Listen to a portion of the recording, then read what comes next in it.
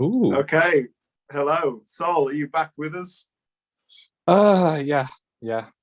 Just having a little stare at the wall. that was well worthwhile. You managed to get yourself in black and white. Is that deliberate? Yeah.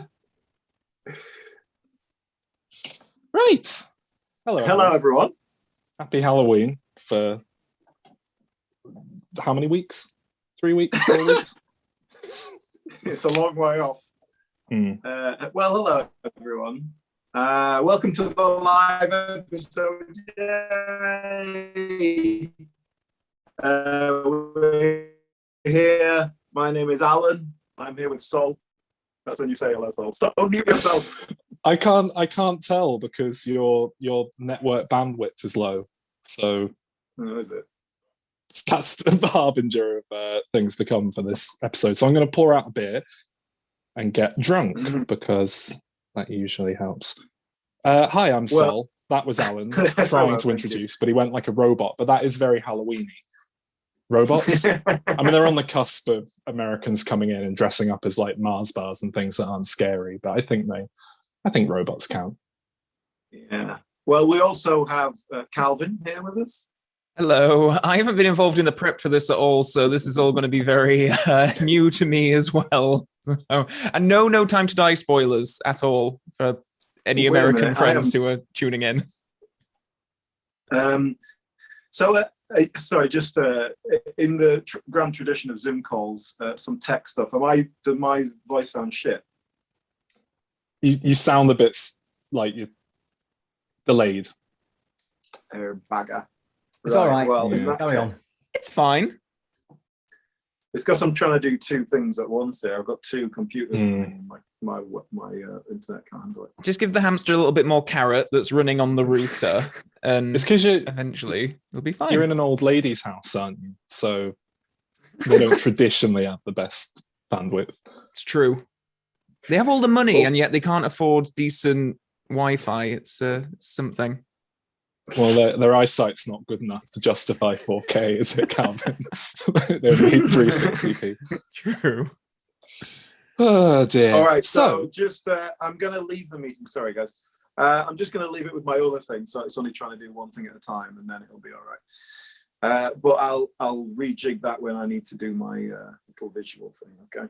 Okay. But sorry, okay. I was watching on my laptop as well, so that I could see all your faces, and now I can't. So don't do anything interesting. I have more prep to do here anyway. I've bought some Halloween candy, as the Americans would say. You can't see it there. Oh, Percy Pigs. Yeah, but this is Percy Pig Gets Spooky. Oh, right. So, what does that entail? Let's get rid of this background momentarily. And now I've gone sideways, which is going to keep happening every time I do this. It's not even got rid of the fucking background, has it? This will be so smooth when we've edited it together. Do you have a dog now, Sol? I thought I had a dog barking then. Yeah, there's a dog outside. It should shut up in a minute, hopefully. Got it. Well, while we're here, can we say hello to Gareth, who is going to be our kind of MC for tonight? He's just in charge of things. So if anything goes wrong, it's his fault. Hang on a sec. When you say just in charge of things, that implies that this complete shambles is my fault. I'm not having it. You've got to own it, Gareth. You're like the director of tonight. Yeah, but I can't handle a big ego, Sol. Look, you're a first-time director, so that's fine. We'll cut you a bit of slack. No one's going to judge you too harshly, as long as they see a bit of potential. Right, here we go. That's just a Percy pig, like normal. But then there's these scary ones that have got like a pumpkin face, green. Oh, okay. Are they a different flavor? Oh, he's eating them both at once. Apple. Yeah. What is regular Percy pig flavor? Is it peach or something? Some of them are cherry, I think. Some of them might be strawberry or raspberry or something. Yeah, okay. Can I do something very daytime radio to start this? What's the worst candy that you get? What's the worst Halloween candy that old people put out in their little bowls for you to get? Oh God, That's I don't like knockoff Smarties. I always think that that's a really disappointing. Where the chocolate isn't even that good, like Nestle chocolate, and it doesn't have quite the right crunch. You know what, Calvin? I've actually become quite accustomed to Aldi's own like knockoff M&Ms recently, which I suppose are knockoff Smarties. Ah, but they're all right. They're not bad. yeah. You can really like eat them by the mouthful, like handfuls at a time, and it's largely like a real thing of M&Ms. Okay. See, I agree. Tom in the chat has said Aldi ripoffs. Aldi rips off everything, and I think that's quite true. That's their business model. It's always slightly inferior. Didn't they do a Percy Pig knockoff not that long ago? Oh no, it was the Caterpillar. They did Percy Pig knockoffs, and I'm very sad to see that they don't seem to be selling them after the whole Caterpillar cake thing, which I assume they were like, right, we're gonna in our marketing we won't back down on the cake, but let's quietly get rid of all the other M&S knockoffs. Because they had Leo the lion and Charles the caterpillar. I don't know, gummy things and the cake. Sounds about right. Alan, what's your least favorite Halloween confectionery? Let's see. The last time I did trick-or-treating would have been about 25 years ago, I guess. Oh, wow. How old were you then? 10? 12. 12? Oh, that's a bit late for trick-or-treating, isn't it? Well, I was trying to make myself sound less old.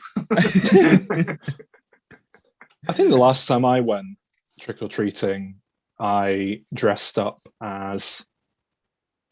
It was like a really last-minute thing because I didn't used to like dressing up guys, which is sort of setting up a segment later on. I was very self-conscious about it, and a friend came over and we ended up deciding to go get free sweets, and I literally put an old bed sheet over me, not even a white sheet, it was just like an old sheet over my head without eye holes cut in it, and so did my friend. And the first house we went to was this old woman, and she went, "Oh look, a couple of ghosts," and she was so disappointed in everything. Did you ever, and then we just ever... sorry, no, go on. It's all right. We just sort of wandered around, and I think we got given loads of people. My friend obtained, we stopped at a friend of his house on the way. They were having a party. He obtained some kind of devil horns that he wore to have like a better costume. And then we just walked from house to house on the way to his, and people were giving us like 10p and 2p pieces because they didn't have any sweets prep because it's England and people don't really do it here, do they? Oh, but it was always good when you got money, though. It was better than the sweets. I think we made about £2 between us over the night, and that was a lot back then. That was no, it must have been about £5 because we split it, I think. So we got about £2.50 each. So 2 packets that of was Pokemon that was a cards lot there. back then. Yeah. Not bad at all. My costumes when we were kids, it was always stuff my mum made, and I remember once being put in a bin liner, and then my mum painted a skeleton over the top of it, which is pretty good actually. Quite impressive. See, my mum gave me the same costume when I said I wanted to go as a vampire. It was like, right, there's your bin bag, here's your plastic teeth. There you go. That's when does Count Dracula put his pins out? What's that about the costume? Was that the cape? I don't know what it was. I showed her like this like Bela Lugosi image from a book that I had. I want to go as this. I'm like 8 years old. And then her solution to that was, a pin back and some plastic teeth. Maybe I should have been more grateful. No. Someone says they got 10 Freddos in the chat. Is that true? Well, once. That's yeah, crazy. that would be incredible to get as a £6 worth of Freddos. Well, back then it was. Now it'd be like £5 worth of Freddos. You can see how badly the economy is doing at any given moment based on how much the price of a Freddo's gone up, and I think it is about, what is it, 30p now, something like that. No, it's not. It is. It's crazy.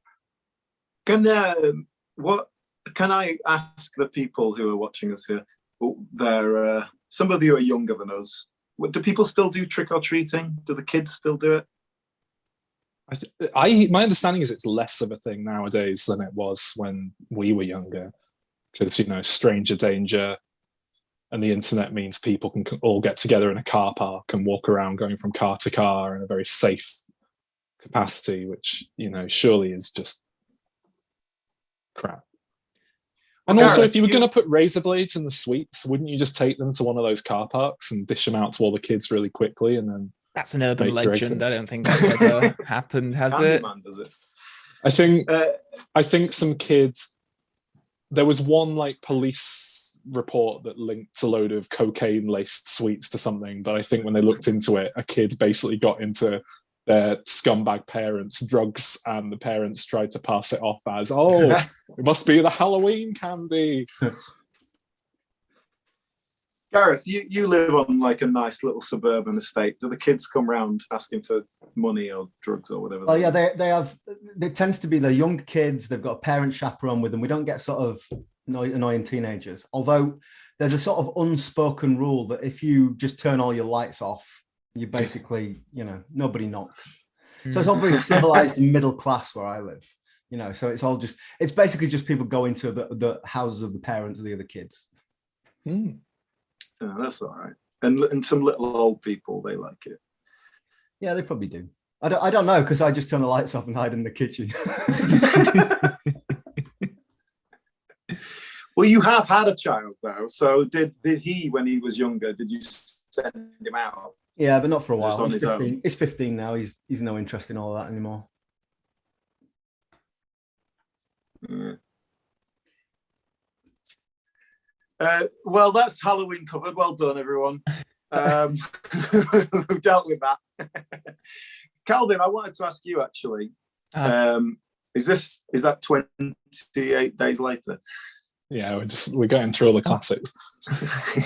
I noticed before, Calvin, actually, you can see the time on the, you know, when they filmed it on Big Ben, so it's not that impressive. Like I thought they did giveaway, isn't it? Yeah, it's like, of course no one's there. Could be in the evening. Right, Calvin, I wanted to ask you about Halloween films. Right. Knowing your little predilections for your annual traditional viewings. So what's your standard Halloween? We're in October. Have you watched any Halloween films yet? Well, no, I haven't yet, because it was all the build up to the new Bond film recently. So I haven't even thought about Halloween. Yes.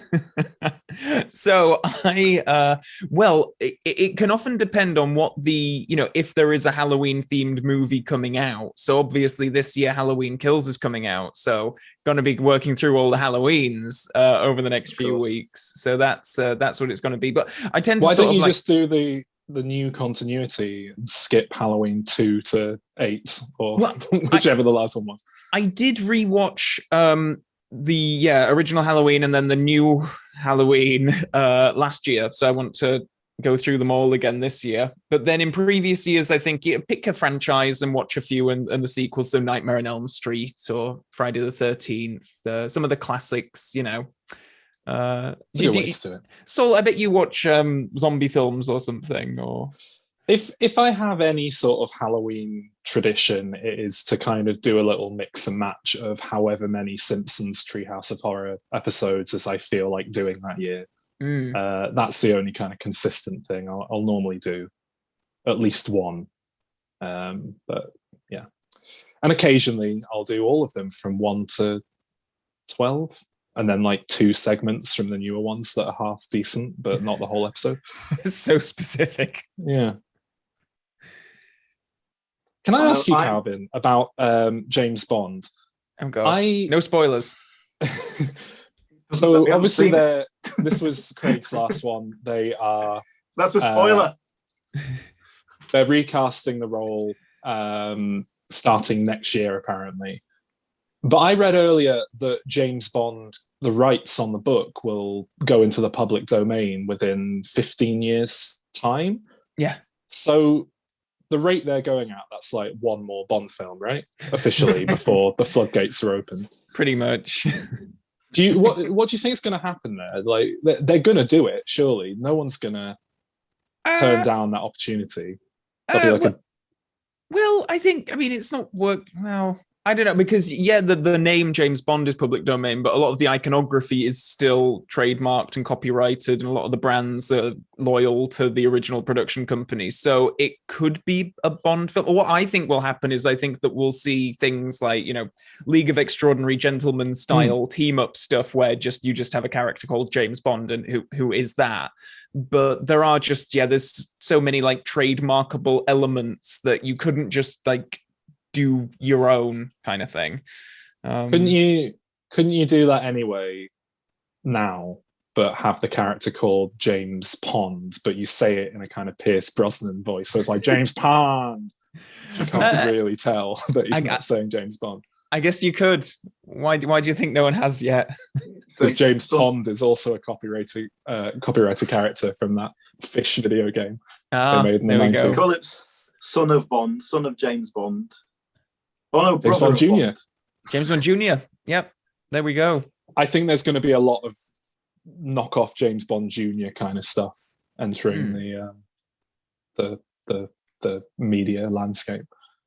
So if they can only use the copyrighted stuff that's come out of copyright, as in early Bond, does that mean we'd get like a proper alcoholic, misogynistic dinosaur again? Quite possibly. Go old school with it. What's the first book? Casino Royale. Okay, and how much of the iconography is in that?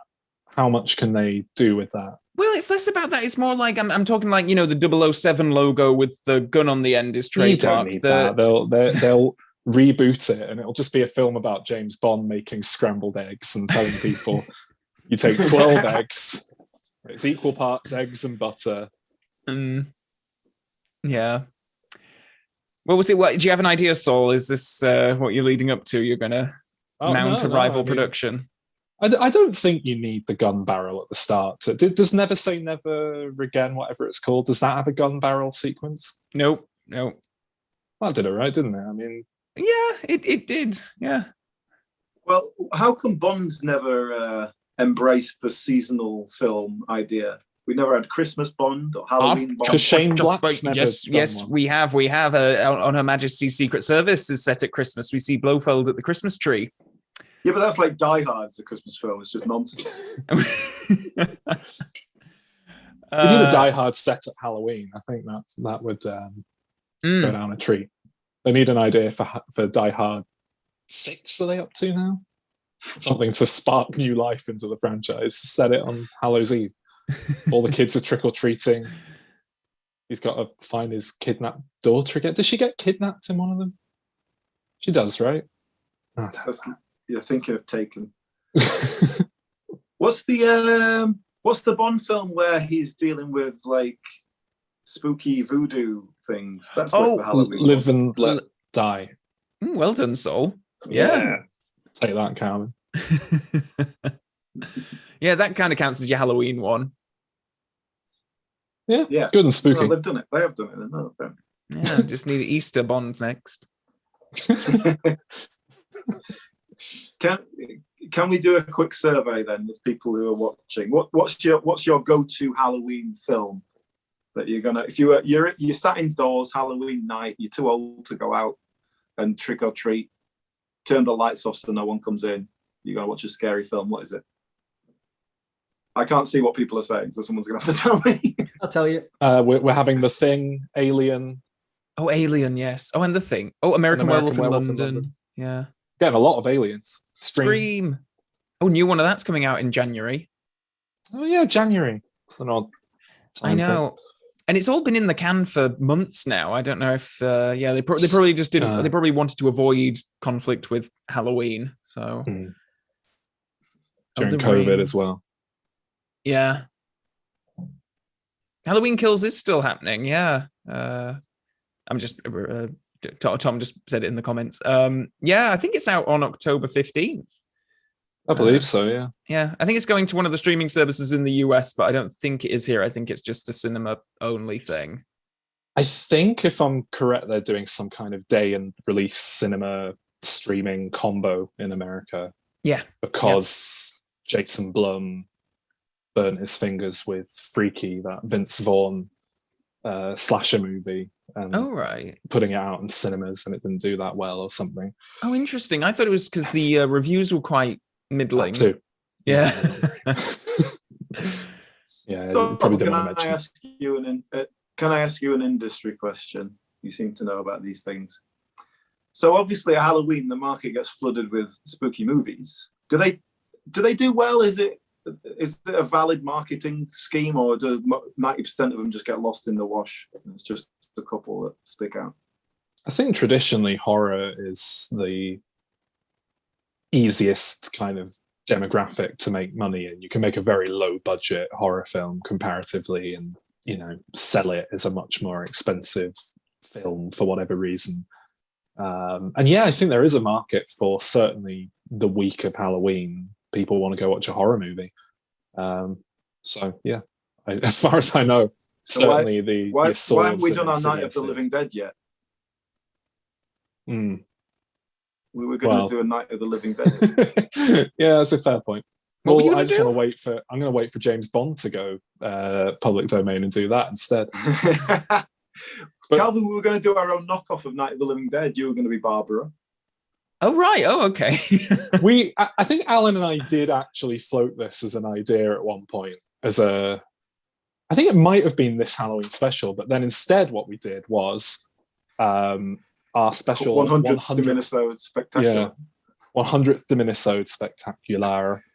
Do you want to tease that, Sol, while we're here? Yeah, I'm just give me 1 second here.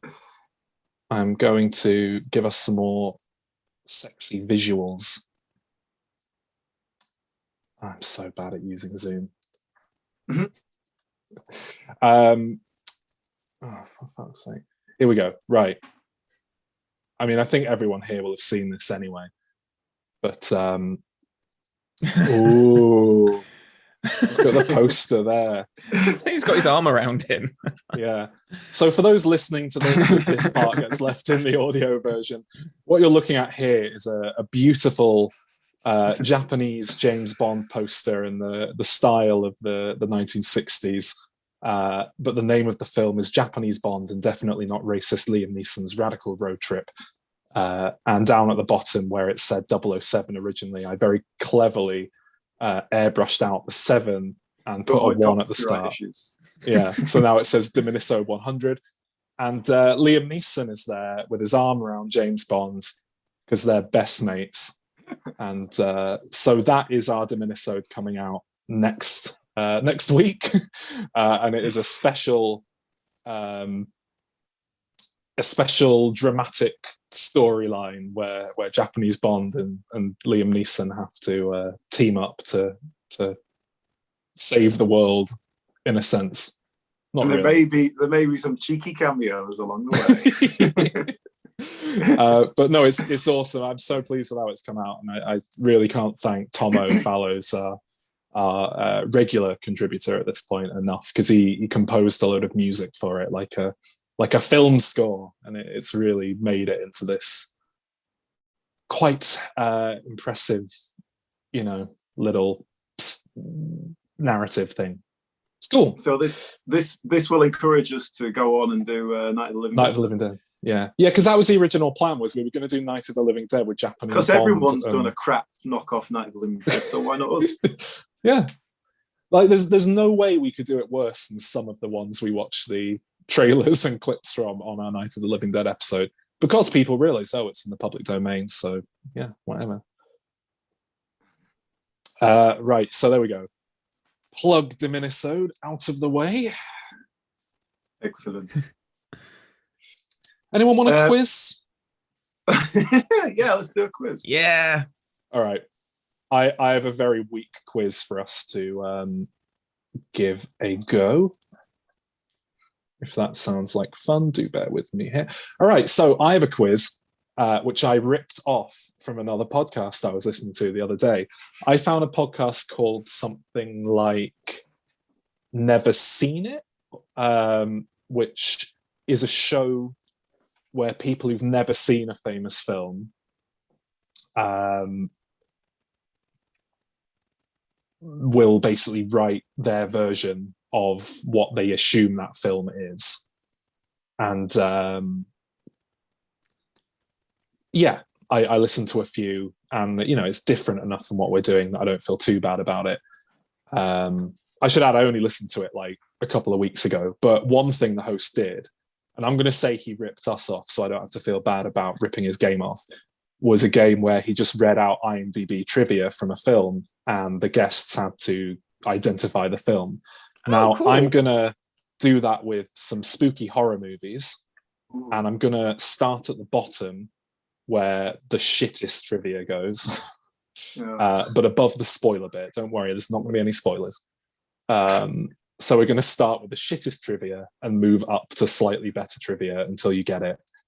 Is it just shout out when we know it? How do you want to do this? Should we do shout out? Yeah, can do. Yeah, it's a bit chaotic about it. Yeah. I'd say, Gareth, you can get involved, but you hate quiz games, don't you? So you can sit it out if you want. I love quiz games. I just have no memory, but I might be good at it. It's nothing that I have to remember. I'll try.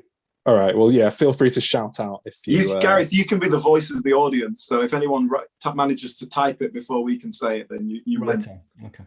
All right. Yeah. So you've got to try and beat the audience, both you two. All right. Okay. Let's start scrolling up past spoilers. Okay. The director of this film expertly juxtaposes,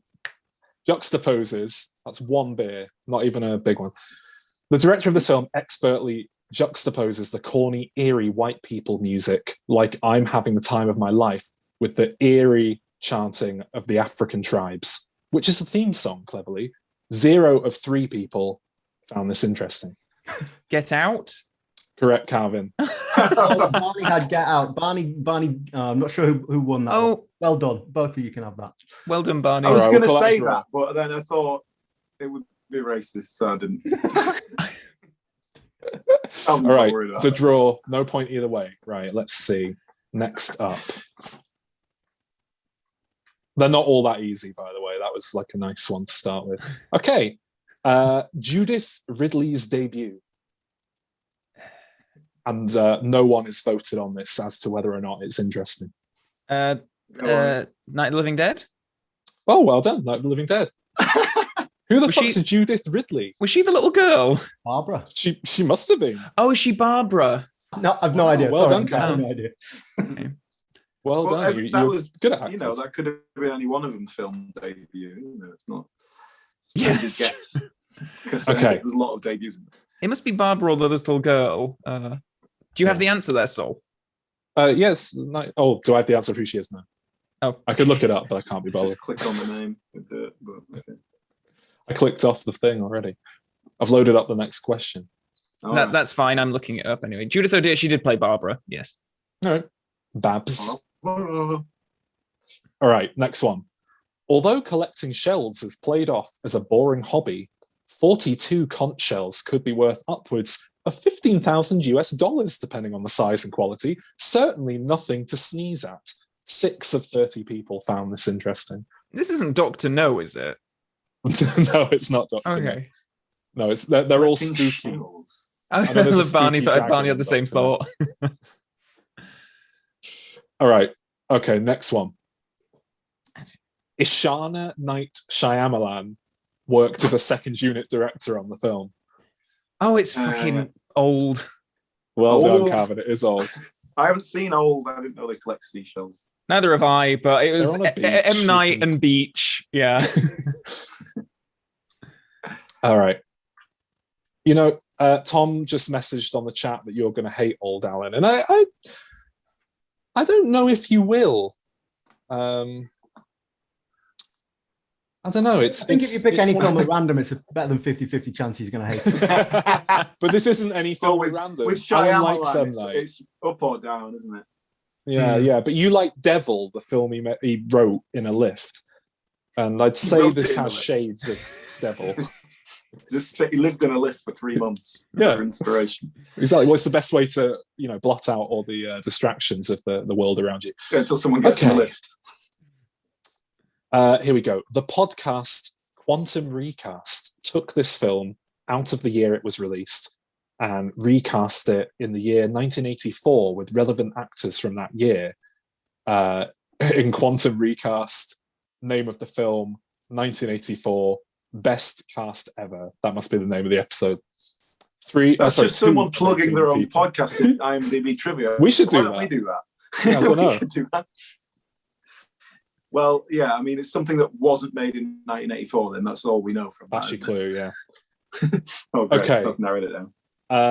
This film's name wiki says that one of the characters' last name is Jones. His last name's never mentioned in the movie or listed in the end credits. 2 of 9 people found that interesting. Is it? Okay, here we go. All right, next one.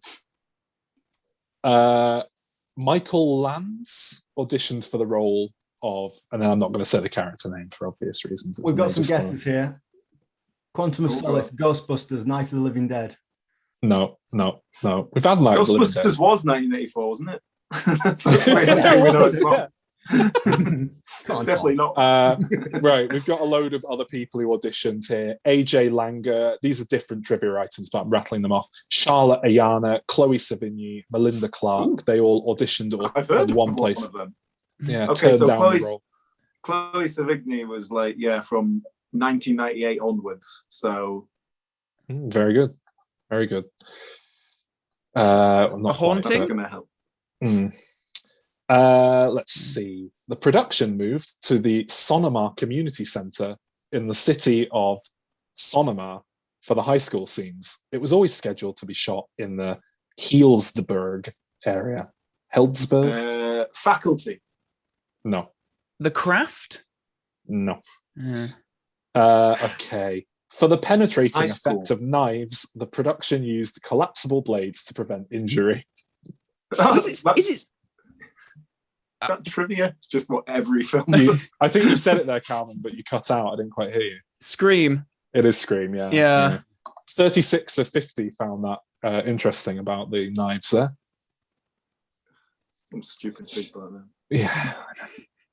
This is all right. I've got so many of these, so you have to stop me when enough, but I'm going to keep going for the time being. Okay. Despite being inspired by a very famous book, which I'm not going to name, one of the lead stars and writer of this film still hasn't read the book. Okay. Anything. During the scene in the bar, Exorcist. The viewer, it's not The Exorcist. During the scene in the bar, when the viewer first meets Jackie, the song "The Captain" by the Phoenix Foundation is playing in the background. The band is based in Wellington, New Zealand. That's just someone from the Phoenix Foundation's put that on. It might be a New Zealand-based thing. Peter Jackson. Yeah, what's that? Dead. What's that one with the Michael J. Fox in? The Frighteners. No, it's not, I'm afraid. No. Okay. Jackie Van Beek was in the early stages of pregnancy while filming. Is it What We Do in the Shadows? It is What We Do in the Shadows. Well done. Oh, well done. The book was, of course, Dracula, and the person I was referring to was Jermaine Clement. He still hasn't read it. Ready to. Okay. Let's do one more and then move on to something else. Don't want spoilers. Okay, here we go. Italian censorship visa 75969, delivered on 10th of December, 1980. 0 of 6 people found this interesting. Alien. No.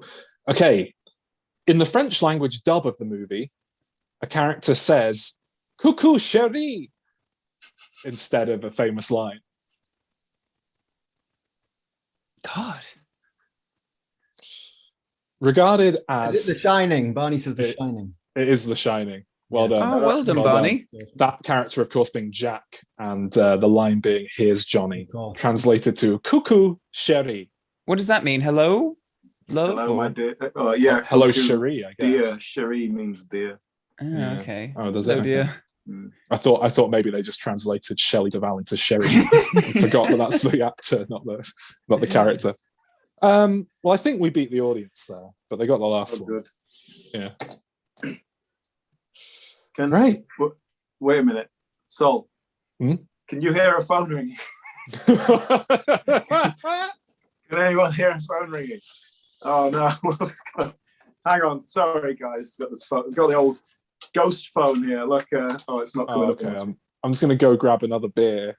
If you're Okay. using Yeah. the ghost phone, yeah. Just don't mind me. Hello. Oh, right. Oh, dear me. Oh, it's you'll never guess who's on the ghost phone, Calvin.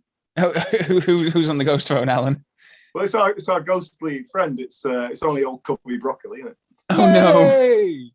Oh! All right, Cubby, how you doing? Hey, not too bad, Mr. Turing. Getting ready for some of that Halloween, debaucherous Halloween celebrations, if you know what I'm saying. Yeah, I think so. You said that as if it was a euphemism, but it doesn't really make any sense. I But like so tits and ass, if you catch my drift. Cubby, come on, keep it clean, mate. Listen, Cubby, we wanted to ask you, because it's Halloween, obviously a big time of the year for ghosts. You're a ghost yourself. Are you gonna be doing any specific haunting or anything? No. No, it's good. Good. I mean, you're a better producer than you are an improv actor, Cubby. I mean, yes, and. All right. Calvin, do you want to ask Cubby anything while I've got him on the phone? Shall I ask him about No Time to Die? No spoilers. No spoilers. We just want to know that thing you did at the end of No Time to Die. Did you approve that? Was that Barbara's doing? Does she consult you with the Ouija board before she makes decisions? I haven't paid attention to a Bond movie since Dr. No, I think. What, is this Sean Connery on the line? What's going on? I just make sure there's champagne on set, you know what I'm saying? Champagne, is that a euphemism as well? For cocaine? The drink and the lady, yeah. Listen, Cubby, you're our connection to the world of spirits up there, right? I was wondering, as this is our Halloween episode, could you put us on with some other dead celebrities? Who you want? Who you want to hear from? Well, I tell you what, I thought we could ask the audience. We could ask the audience who they want to speak to. Dead celebrities. Dead white celebrities, please, because we could fall into trouble. But Mexicans would probably get away with. We got a request for Jimmy Stewart. Can we get hold of Jimmy Stewart? I'll Cubby, see what I can do. Thank you, mate. Hey, cheers. Jimmy. Hey, Jimmy. Oh, hello there. Hey, Jimmy Stewart on the line. Hey, mate. Who's this? This it's a podcast. I won't get into it. Basically, we're big fans. It's a wonderful. You look life, like you're obviously. at Alan's house and Calvin's house. That's it. We're at everyone's house simultaneously. It's the wonder of the modern age. It's called the internet. You wouldn't like it. Jimmy, can I ask you a question? Obviously, you did an extremely famous Christmas film that is still doing the rounds every year these days.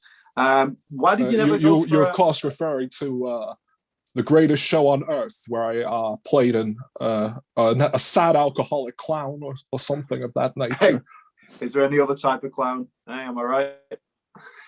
Well, would you, Jimmy Stewart, would you have ever done a Halloween themed film and maybe cornered that seasonal market as well? Get those residual checks? Oh, I thought we did.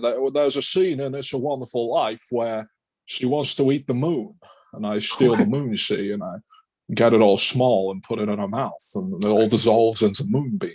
And it shoots out of her fingers. That was quite a scary image, actually. Yeah. So was that? Are you saying that in It's a Wonderful Life you were actually threatening to do that as a legitimate horror film concept? Yeah, that's why my character feels so bad he kills himself. I just wondering, Jimmy Stewart, well, how come you sound like a mix between? I forgot how I used to sound in the old movies. Jimmy, you're a good impressionist. I know that yourself. So, Jimmy, can you do an impression of Bill Clinton for us? I don't know who that is. You're not. When did you die? Oh, maybe I did live. All right. Hey, stop sucking that. Not here in the White House. Is this Jimmy Stewart in Mr. Smith Goes to Washington, or is this Bill Clinton in the 90s? All right, you know what? We're going to go on to someone. Who else do we want to speak? Thank you. We do appreciate it. Asked for if Cubby can get hold of Roger Moore for us. I'll tell you what, I can do that myself because I've got Roger Moore's number here. Okay. Hang on, look, I've got my telephone here. It's one of those with big buttons for blind people. Oh God, you really do live with a little old lady.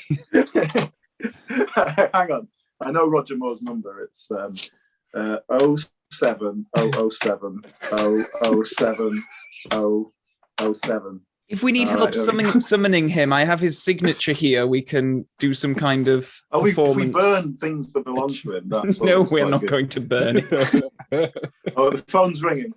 I think he's there. There you go. Hello, Alan. Yes. Hello, Roger Moore. Roger Moore, nice to have you on the show. Do you know what? There's something I've always wanted to ask you. Would you like more? Yes. Yes, it's good. A man of many words, Mr. Moore. Now, Mr. Roger Moore, I've got a very big fan on the line here.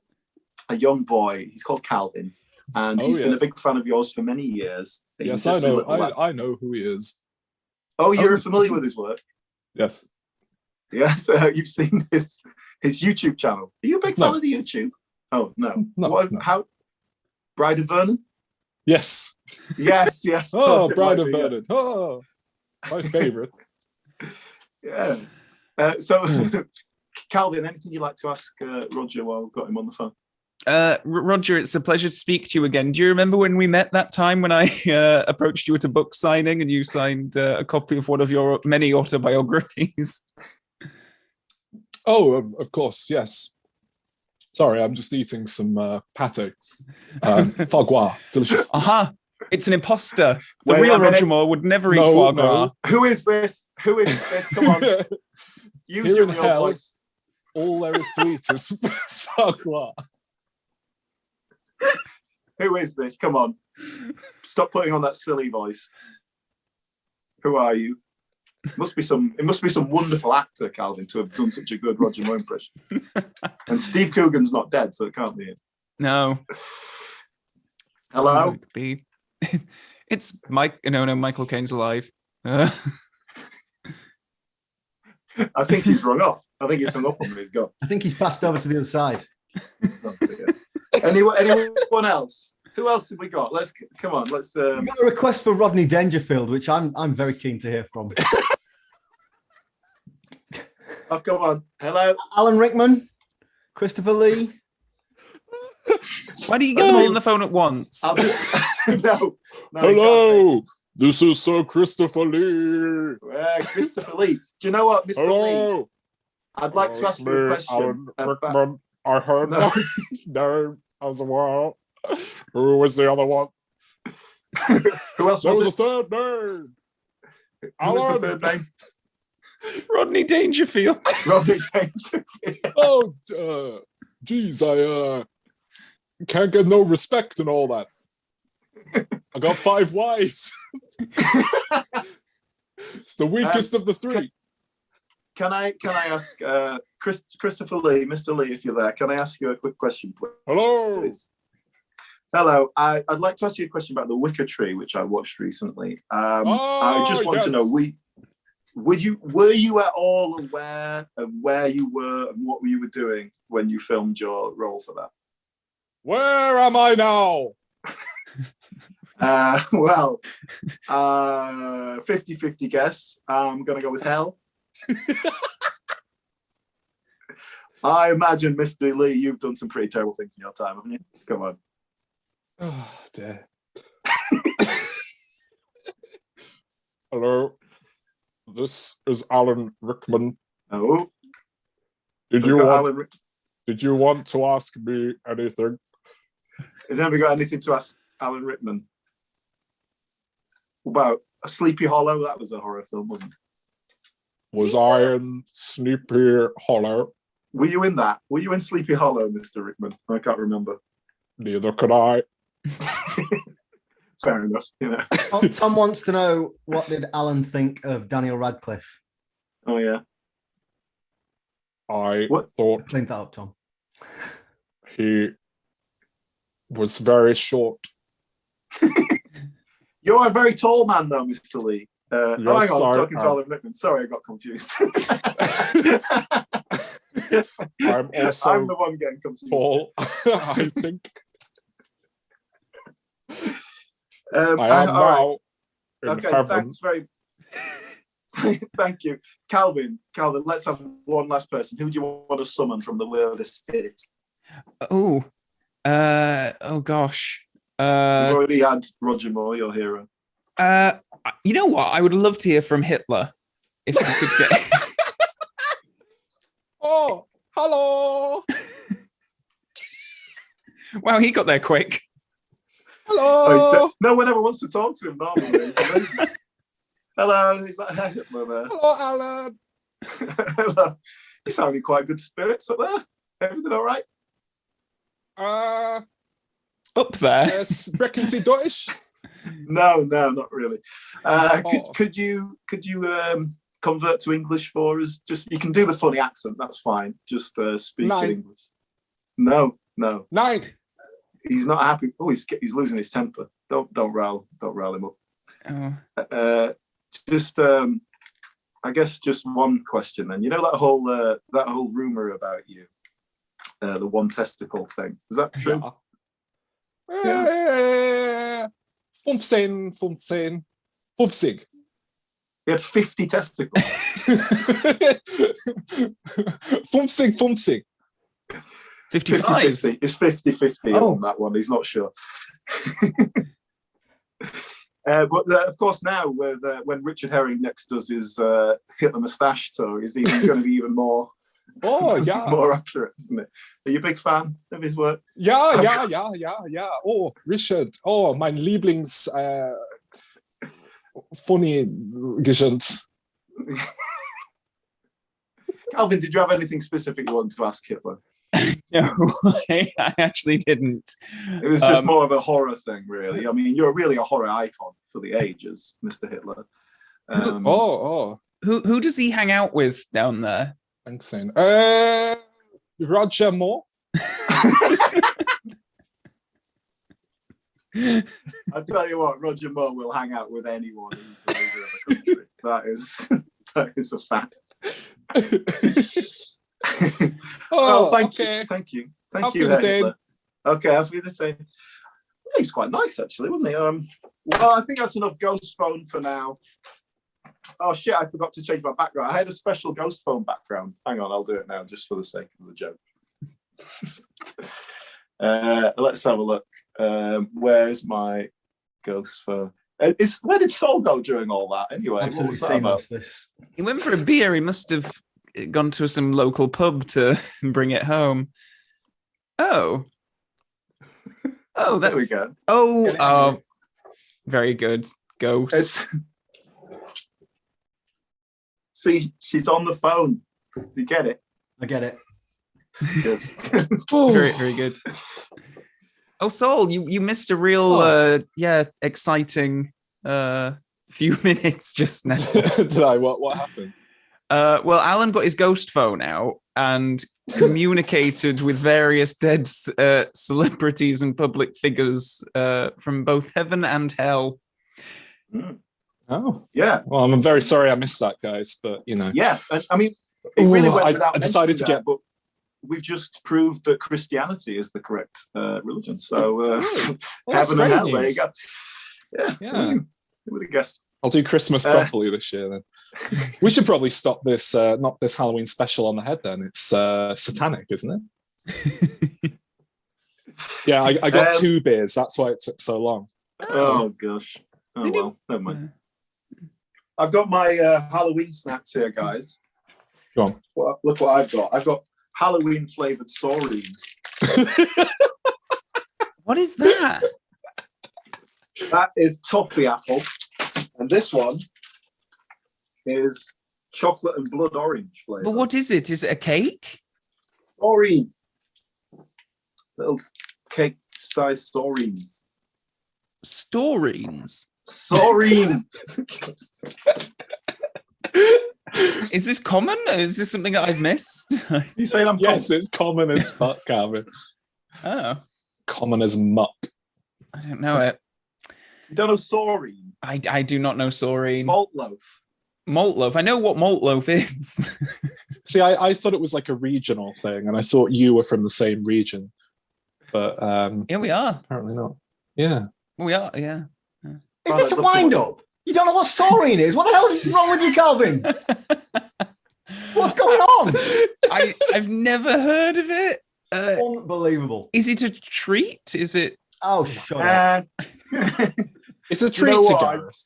Do you know what? I would love to watch Calvin eating some saurine. You'd like with it, no Calvin. preparation. It's the kind of thing Calvin would really like, isn't it? I don't know. I think I it's like cake. rubbish. Yeah, it's not like a cake. It's like a piece of bread with raisin in it. Oh no, I don't like that. Oh, no. like a currant tea cake. Yeah, it's a bit like that, isn't it? Okay. Gareth? No? Ah, dear. Everyone have a nice wee. Well, we had Yes. some questions. Paul just wrote embarrassing porn. Paul, that's not a question, even if you put a question mark at the end of it. Is that a request? Well, basically, when I say some people wrote some questions, but what I mean is Mark wrote some questions. Thank you, Mark. Okay, I really like this one. So, at university, were there any films or directors that your lecturers held in high regard, but you didn't like? Ooh. Oh, Definitely there were. I know for Soul, it's probably going to be that Cats guy. What's his name? You hated Guy. him. Cats What's Guy. it? Les Mis, King's Speech. What the fuck's his name? Tom Hooper. Oh, that's it. I Yes, think the yes. director. Yeah. You hate him, don't you? What was the question? At university, were there any directors that your lecturers really liked? Perhaps Yeah. any that are generally held in high regard. Well, generally, certainly. Did our lecturers like Tom Hooper? I don't remember. King's Speech was all the rage when we were at university. I'll tell you what. Keeping it Halloweeny, our writing lecturer was a huge fan of A Nightmare on Elm Street and would talk about how incredible a film it was and blah blah blah blah blah. And I actually do think A Nightmare on Elm Street is a really crap film. It's one of my big film hot takes. I think it's dreadful. So that's one. Yeah. I remember as well our cinematography lecturer showing everyone Le Jetée. And I don't know if our audience are going to be largely familiar with that film or not. It's a French black and white film, arguably more of a slideshow. It's a short film. And it's a series of photographs that tell the story of 12 Monkeys. I think 12 Monkeys is officially a remake of it. Is that right? Yeah. And yeah, it's a short film. And I remember being very, teenage and, oh, what a load of shit. It's a fucking slideshow when we watched it. But I've grown an appreciation for it as a piece of storytelling since. But Oh, it's that short film, isn't it? Yeah, Yeah, sorry, I know which one you mean now. the Yeah, guy goes back in time and yeah.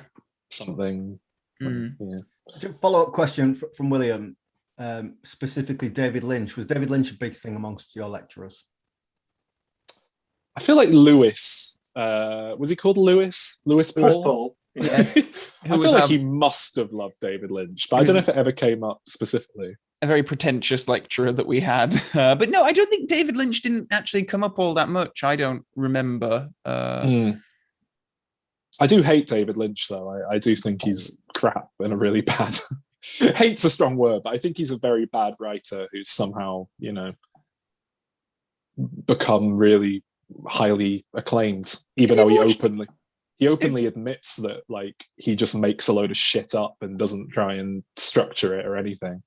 Have you ever seen Twin Peaks? No, I know. I've not seen Twin Peaks. That's the big one. If you wouldn't like anything of his stuff, I would guess it would be that. Well, I'll tell you, I love one of his films. I love The Straight Story, which is a film he made about a man who drives a lawnmower across America. And it's a really great film, but I think I like it in spite of his direction. Although I think he wrote that as well, but it's like based on a true story, so he couldn't just have a duck playing a PlayStation walk out halfway through and start singing the national anthem. Grounded. Here's a good question. Mark to the question: a film that you'd like to see a sequel to that's not been made. That's not been made, or that will likely never be made. I'm sorry, I've lost the question, so this is my note of what the question was. But where a film that's not had a sequel that you think would be great if it did have a sequel. Sorry, Mark. No Time to Die. Well, I'll tell you what. While you're thinking about that, because that is a bit of a difficult one to put you on the spot with. Paul asked, "Are there any foreign language films you'd like to review?" Bit of a brag here. He's watching a lot of Polish films at the moment because he's trying to learn language. Oh, well done, mate. Oh, very good.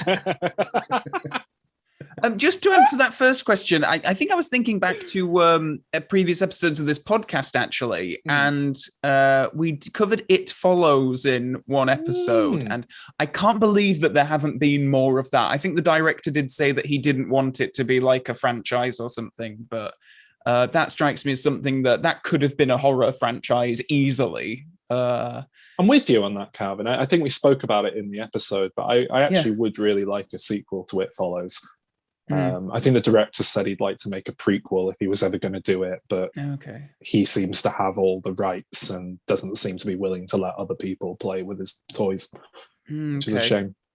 Yeah, because that's something that, you could, like, the rules are all there to play with in multiple sequels, and you could definitely do that, but maybe not. I think that would be my choice as well, but that's a bit of a weak answer to just copy you. But if I just say Evil Dead 3, make Evil Dead 4, it's not. That Plus, already they're making had a new sequels. they're making a new one as well, aren't they? No, I'm there in Alan's background now. A Halloween party in our student house. How long ago was that now? 11 years ago? Something like that, yeah. This is just a tease of a quiz I have coming. That was my room. I had an In the Loop poster in my room. That's cool. Yes, you did. I didn't remember that. And it's done in the style of Obama's election campaign, which is also very timely and dated. Very 2008. Wow.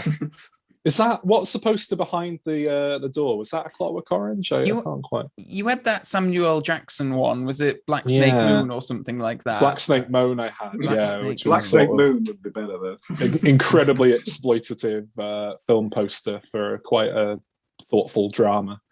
Christina Ricci was not a fan of the poster, even though she posed for it.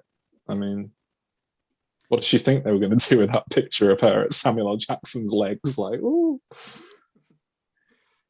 What about that second question? Any foreign language films you'd like to? Any foreign language films you'd like to review on the podcast? I think Polish films. How many Polish films have you seen, guys? I would like to do spring, summer, autumn, winter, and spring, just because I would like to rewatch that film because it's an excellent film. And also the old guy in Squid Game is one of the leads in it, which has reminded me that it exists. Oh, huh. Yeah. I'd like us to talk about Diabolique at some point, the French thriller. It's very Hitchcockian. That might be fun. I just want an excuse to watch it again. Sadly, I don't watch many. I feel like I've watched a lot of series lately that are not in the English language, but films. Need to broaden my horizons, really. Yeah, I've not really. I've gone about 2 or 3 weeks without a film, and I was watching like 1 or 2 films a day. It's crazy. And I watched one last night, which broke the dry spell, and it didn't make me think, oh man, what have I been missing? Because I watched Driving Miss Daisy, and it's a bit shit. I don't imagine it being your kind of film. You know what I watched the other day, actually, and have you guys ever talked about this one on the podcast? Because I don't think I definitely didn't do it with you, if so, but a film called Life, with Rebecca Ferguson, Ryan Reynolds, with Eddie Murphy and Mark Lawrence. Yeah, it's good, isn't it? No. But it is like, I watched it the other day just because it was like, oh, whatever. Is that the alien thing? Yes. It is the most bland film. If you imagine astronauts and an alien comes aboard, it's that. Without any panache or style. It's like the blandest horror alien film I think I've ever seen. But yeah, to say it takes a pretty big swing near the end. I agree, it's so nothing. Yeah, I believe they use a shot from Spider-Man 3, if not in the film, in the trailer. There's like edited in a shot of the Topher Grace Venom goop, which they used instead of the actual alien that they had in the film. Trivia. But yeah, not a great film. I like a good Abbas Kiarostami film. I always flag that one up if you're talking foreign cinema. Nice bit of Iranian cinema for you. I mean, I don't think I've seen much Iranian cinema, so you know. I mean, Abbas Kiarostami is pretty much just people talking for an hour and a half. There's not much in the way of action. Oh yeah, I like it. Yeah, I like people talking. It's what this is, isn't it?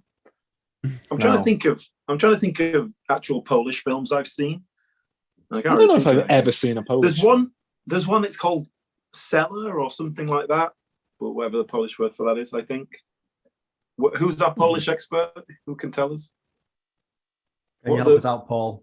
See, now you put the pressure on yourself. What's the top end Polish films that we should be watching? Go on, give us some recommendations, Paul.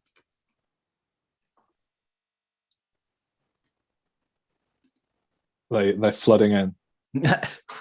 put the pressure on in there. Well, let's go for another question.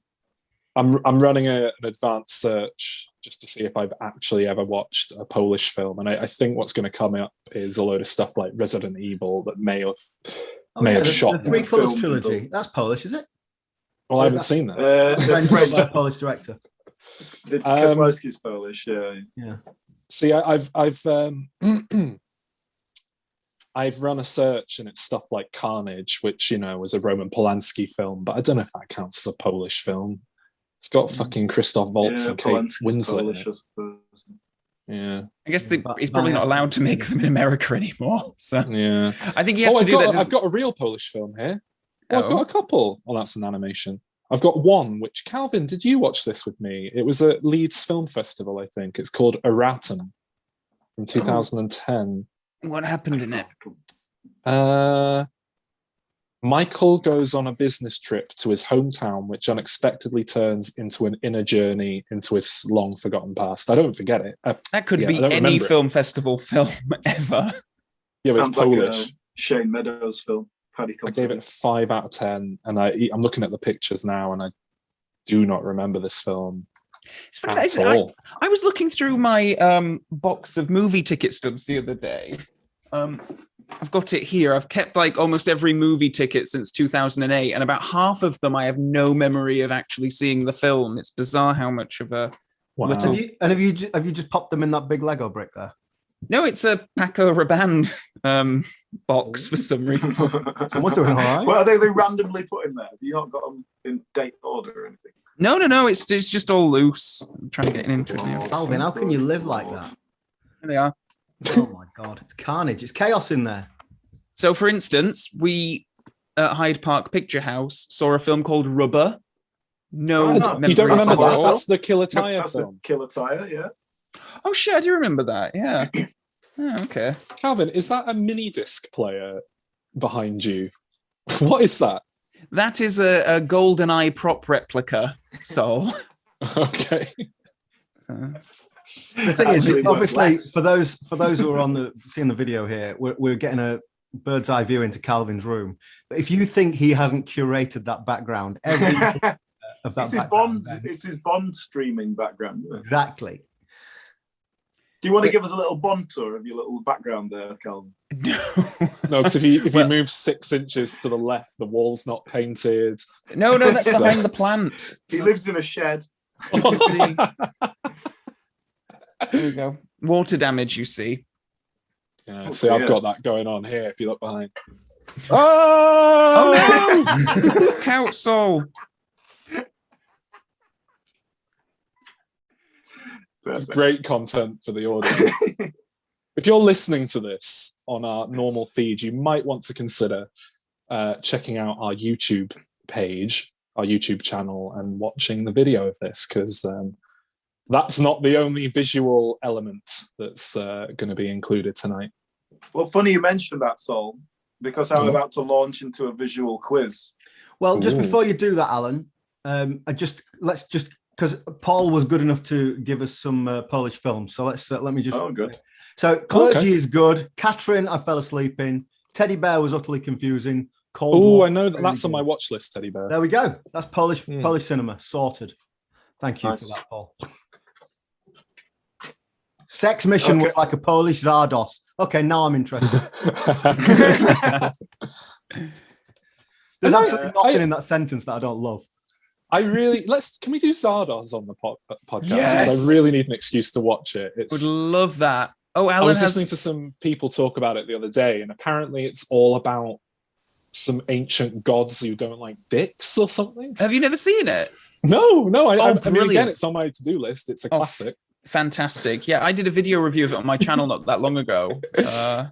It's the one with Sean Connery's Borat thong, isn't it? It's that one. Yeah. Yeah. There's actually a lot of really good stuff in it. I think it's well worth talking about. Alan has another one of my Halloween costumes as his background here, where I went as Justin Bieber one year. I can't remember why. Did we have a music theme? I I don't think think it was that's even a clue. Halloween. I think it was just. It was a party, you- the costume party. So, what do you think Calvin is reacting to here? Is obviously complete disgust and wretchedness. What is it? Oh, it's a woman. What a surprise! It's a woman trying to kiss him. What a shocker! But this leads me nicely into a quiz I'd like to do. Oh, But I'm just going to have to do it on my other channel. So, Gareth, if you could let me into the room again as a different person. Oh, in that case, I'm gonna sit back down. I'm just going to add you. Oh, just a few I'm gonna seconds. change my More background speaker. as well. We got the gag out of the Exorcist one there. Pazuzu. Who else have we got here? Alan, what are you wanting me to do? a bit of I'm just visual about humour. to come back into the room on my Oh, I other see. my other device, but it's not letting me do it yet. So just give it a sec. Gotcha. And then you want to run the quiz off of that one.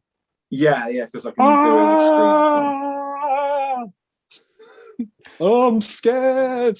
So. Oh, I'm holding my breath.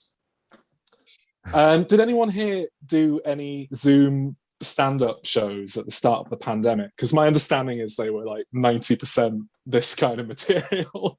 I tell you what, a friend of mine had a birthday thing in January, and she kind of like invited us all into a Zoom thing, and it was like a comedian sort of doing like just like games and stuff, and we'd have to like hide on camera and stuff like that. But it was pretty good actually. Yeah, this is pretty good. Ah, I'm drowning in the water and there's a shark eating my arm. Do you know that there's a stage play opening in London now? I think it's called The Shark is Broken or something like that, and it's about Don't forget about that, yeah. yeah. It's about Robert Wow. Shaw, Richard Dreyfuss, Robert Schneider. Well, there you go. That's an Robert Oscar Schneider. bait movie. Apparently, for they all like hated 3 each other. years That's from the now. story. Yeah. Well, I think they did, didn't they? Because Robert Shaw was really surly and Richard Dreyfuss was plucky and young and enthusiastic. And he thought, well, I'm not going to stand for this. Stamp that out. Let's look at this chat. Alan, you wanted me to... Hang on. Let me, if I could work out what the I'm going to fuck go I'm all the doing. way back to a comment from over an hour All the way ago back that someone there. thought was going to be ignored and surprise them by referring to it. Here we go. Tom Patton says, Alan, have you seen the new Candyman? Not yet. It's on my list right. of things to watch. I have been catching up with things, and we have been recording the Minnesota reviews, so they will all be we have out actually quite soon. We've got about like 3 in the bag. 3 in the can, and each one we've recorded for about 5 times longer than we really should have done for Minnesota. We did Space Jam last night. We recorded a review like of an the hour Space and a half. Jam film, and yeah, we ended up going into a whole kind of moral debate about parenting. Committing fraud. Yeah, that was quite interesting. It was. It was a good. We're a bit more indulgent on Diminishing. Yeah. The only reason those haven't started dripping out yet is because that would fuck up the number for the 100th Diminisode, which is the next one out, which is, of course, the special Japanese Bond and definitely not racist Liam Neeson one. So, in theory, they'll start trickling out, not necessarily on a fortnightly schedule, just, bonus ones dropping in here and there. Because Alan's actually watching films again, even though I've stopped. Yay! Okay, right. Are you guys ready to do a quiz? Yes. And what we should do here is we'll have to get our viewers, I was going to say listeners, our viewers to answer, because as this is a clue. This is a clue. My quiz is, what is Saul dressed as? Brilliant. So I've curated a load of pictures of Saul in various fancy dress outfits. Ooh. And obviously I came across this one of Calvin in amongst. So I just threw that one up. But you've got to guess who he is in the thing. So I'm going to share my screen with you all. So See if I can make this work. is this the audience working together? Yeah, I guess so. Okay. We'll see who's first. Should we have someone describing these for the people listening?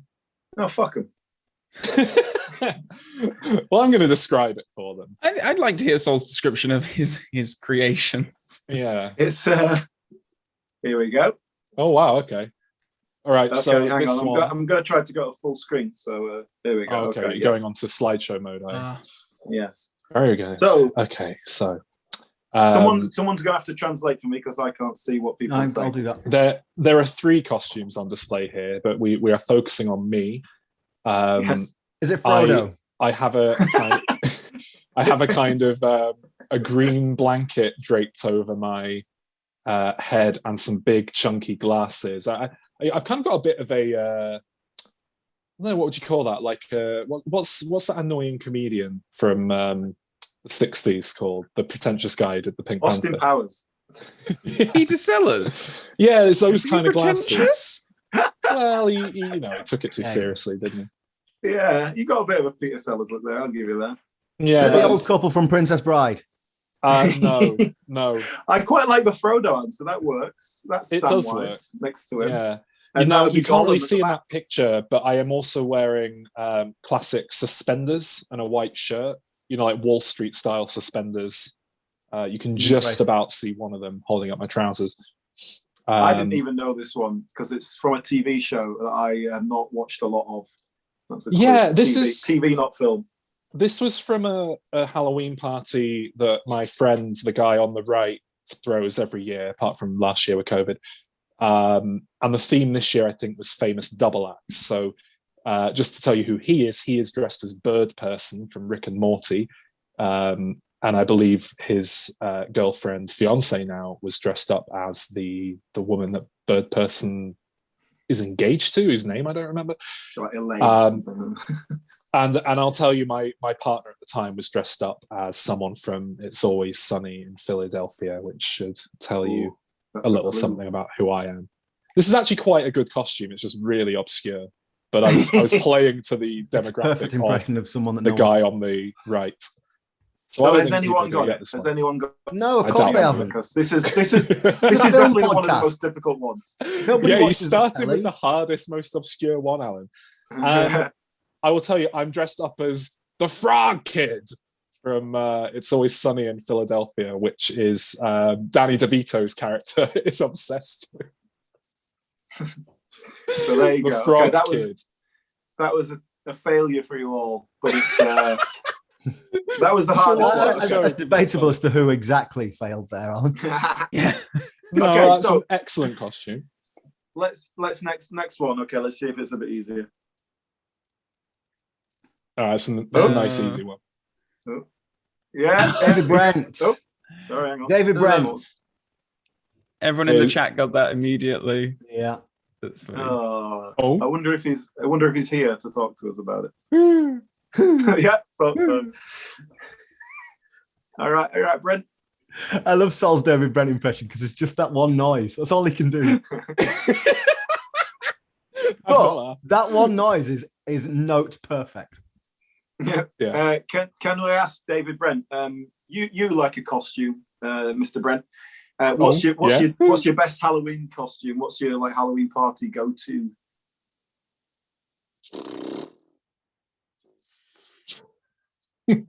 Monkey. So you go as Johnny Vegas in a tea advert. Okay. All right. Next one then. Ready? Alan Partridge is a zombie.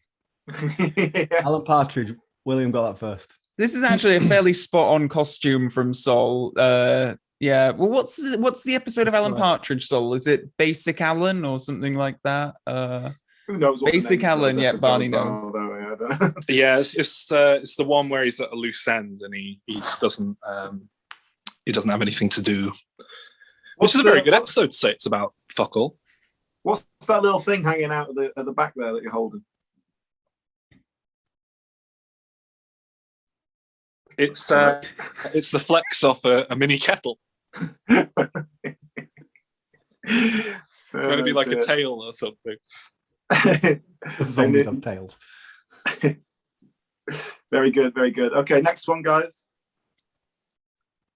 Oh, This is the pièce de résistance. This is the finest costume you've ever done, Saul.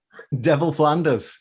Yeah. oh, Well done, William. oh! Complete with donut. Oh, that's actually really good. Did I'm the sold. is Saul gone? Why is he not making lots of noise like you? Maybe he's Sorry, did you need me for something? What was that? Are we to comment? Yeah, we're making a podcast, Sol. Costume. I know I was everyone's telling me I was muted. I know. He's just slightly distracted. I thought you Okay, could so- hold the fort on your own for a bit. I didn't know you Well, needed me for this shit. I want you to tell us about this this costume. I think this is your greatest work. Okay. So what do you want me to tell you about it? The fur trousers. How long were they? How far did they go down? Well, they're part of another costume. I'll get into that later tonight. Chewbacca. I bought a costume for the furry legs there, and you can't see in that picture, but there are goat legs, little goat feet that go over the shoes. There is a red cape there. I had that custom made by someone on eBay who does capes, and then I shoved a coat hanger bent through the neck to make it stand up like that. Wow. I mean, I say custom made. You know, she cut pieces of fabric into, loose. It wasn't like a fancy London Kingsman style tailor. It was like a 10 quid for a cloak kind of thing. I added a chain to it there, which is like a key ring, I think, that I bought. Devil horns and devil trident, whatever you'd call that spiky thing, were just part of a cheap plastic devil costume accessory thing that I bought. Actually, I probably bought those separately. And then those are my glasses from when I was a kid. That's a real moustache, which I shaved my facial hair into. Very nice. And I painted myself yellow. How do you feel about that these days? I am worried that I'm going to get cancelled one day in the future. Like someone's going to dig up a picture of me when I run for office and say, yes. But for those listening, it is a Simpsons character. I'm Simpsons Yellow. So that's okay. And I wore this to work for a work Halloween party because it was like coming in fancy dress, and I was very new at work at the time, and it was a real like someone I sat. They told you it was fancy dress. Someone who sat on my desk did say afterwards, like, "Fucking hell, that was a real power move." Which I agree with. I won the fancy dress contest, and everyone was like, "This guy's cool." A lot of people were like, "You look like a Simpson," and it was like, no, because they didn't get the deep cut Simpsons references. Obviously, yeah, you're not going to go for a basic Simpsons. Yeah, but I actually put the costume together for the Halloween party that year, thrown by those people who threw the one that I was dressed up as a frog kid for. I just wore it to work as well because I put a lot of work in. And I actually went on a date that Friday night that the work Halloween Christmas do was. So I had to go with that sort of 1970s paedophile moustache there because I had to keep it for the duration of the weekend because obviously I had a Halloween party the next day. And even though I did shower for like an hour and try really, really, really hard, there were, of course, plenty of bits of yellow on me. And I slept with that date, actually, and there was yellow. Ladies love a mustache. She said she was into it on several occasions. She kept saying, "Is it wrong if I'm into it?" But there was yellow in her bed sheets the next morning. That's what I was getting to. I'm glad you finished that sentence because you're always said there was yellow in her. I was concerned. If anyone, anyone listening, a mustache, it seems to go down well with the ladies. I don't know why myself, but there you go. Well, I think it's just novel, isn't it? I think it's a bit like, ooh, I'd like to indulge some weird daddy issues with some weird kind of 1970s porn tash thing. Like, it's not sexy, but, you know, a certain kind of person goes for that. Like Adam Driver.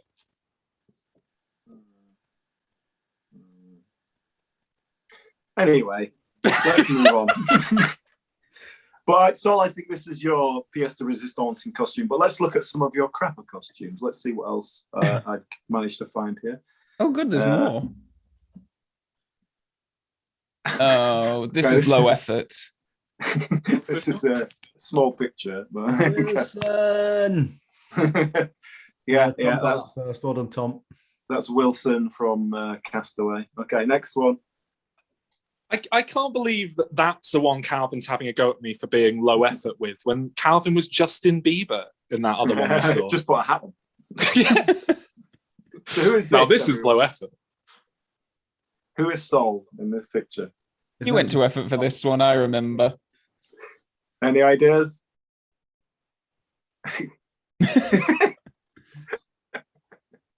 Yes, someone got it. Mark.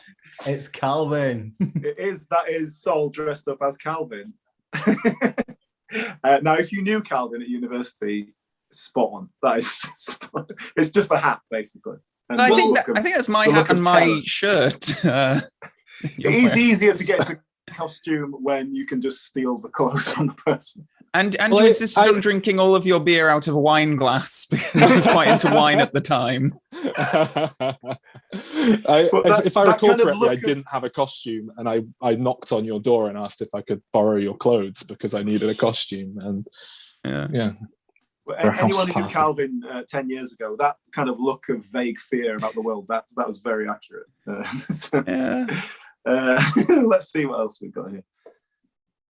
Oh, now this is Sol insists this is a costume, but I'm not convinced. That's really nice. It's not a costume. This is on his Tinder profile. It was an accidental. Well, you know, it's a picture of a dog in it. Is the dog crucial to the costume? It I is. guess so. It is actually, yeah. The dog is dog's not doing a really very good trying. impression though. Yeah. There we go. Um, Shaggy. He's Yeah, being for- Shaggy there. for listeners, I'm wearing a green t-shirt. I have a kind of beatnik goatee, which is just my facial hair, and a dog has leapt in terror into my arms, and I'm holding it, kind of going, "Rikes!" All right, next one. Oh no! Oh, no. How did I'm that sorry. get in there? I'm sorry, I didn't mean to put that in there. Oh no, I can't get it off the screen. No. Oh dear. Sorry, I'll move on quickly. Oh. Sultry. Oh my god. Okay, who is this? Hagrid. Well, I don't know. Sol might No, it have to looks explain like stuff. from a Muppet Christmas Carol, the Ghost of Christmas Present. Ah. Yeah. I'm a- I've got it down as John C. Riley. I didn't send But you I- this one, Alan, because this I is know, just I a found- generic caveman. I'll tell you who this actually does look a lot like. Randall Tex Cobb, who was a little-known actor, but is specifically in Yeah. Raising I think Arizona Arizona. as a sort of demonic child bounty hunter man. Mm. But yeah, that's that one. Okay, what's next? Oh, yes, this is more. Yeah, again, an not a action shot. costume. What's the name of this character? I can't. You remember. had to go at me for sending you that one Rafiki of me with a dog, Mufasa. but then you've just plucked ones where I'm. Okay. Everyone knows who it is. Yeah, Rafiki. again for the listeners, I'm holding a cat up to be seen by everyone below, and the cat's very unhappy about it, but it also can't really do anything about it. Okay, what's next? Oh, Okay, what's this one? Yeah, Tom's got it. I didn't know this one. I don't know either. what It That's- is. It's Kirby. Is I that a got it right Pokemon? away. Is it? No, Alan. For the listeners, what I've done here is I've got a Kirby plushie and I've put it in my t-shirt like it's my head. What's a So there Kirby? you go. Kirby is a character. He's From what? from Kirby's Dream Land. And that's not Pokemon. No. Okay. What's next? Ah, For fuck's sake. John Connor. I don't think. Again, it's not really a costume, is it? Is he being John Connor or is he being Terminator there? Is that Terminator's motorcycle? I don't know. I'm not sure. Sol was just posing. So I went through Sol's Facebook photos to find all these, and this is the very first picture on his Facebook that he's tagged in. So Oh crap! Oh, this one. this is when you go backwards. This is the first thing you find. So how old are you in this, Sol? 16 or something? That it was from a trip to America, and I watched Snakes on a Plane in the Egyptian cinema when I was there. So yeah, it must have been 2006. So yeah, it must be 16. You haven't changed a bit. I will say, actually, going through all your photos, you never had a particularly bad, like, stupid hair / stupid fashion sense phase. I sort of ballooned. Alan, we're all looking at back that down photo again. right now. But that's just that's okay. That's just normal. That's You a should see some of 16-year-old Calvin's with a pictures. foppish haircut. Yeah, it's fine. All right, here we go. What's next? All right, what's this one? So you're gonna have to explain. Oh my god. Where are you, Sol? I'm on the right. Sol is the one in a kind of brown jacket towards stage left. I About a see. third of the way. Yeah. I mean, I don't think our audience are going to get it, even if I tell you that is a production of Anything Goes, which should narrow the characters down significantly. It was the last school production they did while I was at And high Michael school. Jackson in Anything Goes. Well, you're not suggesting I look like Michael No, Jackson. the guy, right? the guy dressed as Michael Jackson looks like Michael Yeah, I was going to Jackson. say the one. No, he's doing a kind of Frank Sinatra priest kind of character. Frank he- Sinatra priest. Yeah. Okay. Or blue Well, eyes if he were a priest, you know. that was just a deep cut to make Sol laugh. So That move guy on. lying down at the front there is Howard Jenkins, who's been on Diminishing Returns, by the way. Yeah. We did. Well, in case anyone does want to know, I'm Eli Whitney. Eli Whitney, not the inventor, the character from Anything Goes.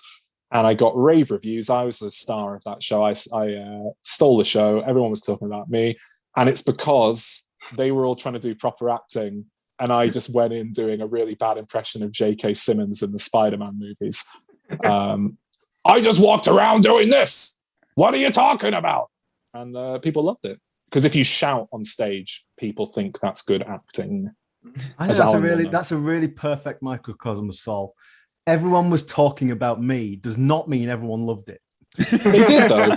Genuinely, like I was the thing that they were all obsessed with in that show. The main guy's uncle, who's an actor, and his whole family are a bit like not supportive as they perhaps might be. He was saying how good I was afterwards. He didn't go on about his own flesh and blood. Also, when you say rave reviews, do you mean the mums in the car park afterwards were sort of like, yeah, okay. All right, let's move on. There's a recording of that somewhere. I'll dig it out. You'll see what I mean. Oh, this is the twofer. Super bad. Oh, you're so close. So close. This, I'll have to tell you. Is it Matt Damon and Ben Affleck? For the listeners, I'm looking kind of a bit annoyed with my arms crossed. How do you like them apples? A little bit like a Mark from Peep Show type, and Alan's looking very vacantly off into the distance, a bit like a Jeremy from Peep Show type. Jeremy Clarkson. I've got a kind of stripy cardigan on over a shirt opened out with a collar opened out, and that's over the top of something else. And Alan's just got a kind of zip up hoodie thing over his t-shirt. Well, I don't. Calvin, do you know what this is? You were here when this photo was taken. Yes, I think this is another instance of Sol dressing up as me, and I think yes. Alan, you're dressing up as Dan. Oh, you were, yes. Friend of Dan Straw. I think this is in my student dorm because just between the two of you there, I think I can see my Sigourney Weaver action figure from Alien Resurrection.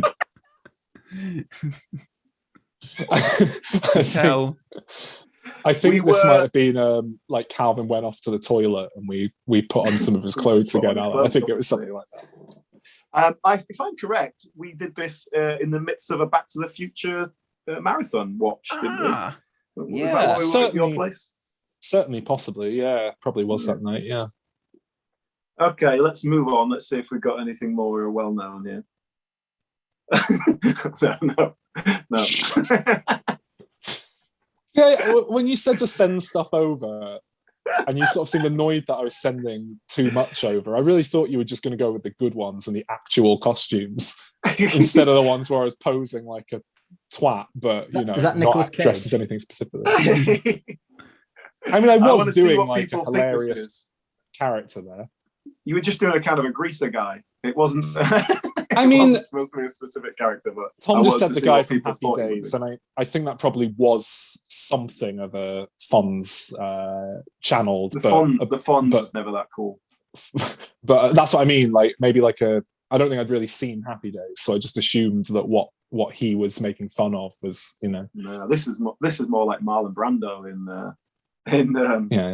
whatever that film is. The motorbike. I can't remember the name. Yeah. All right, let's move on from this. It's a silly one. Now I want to be serious.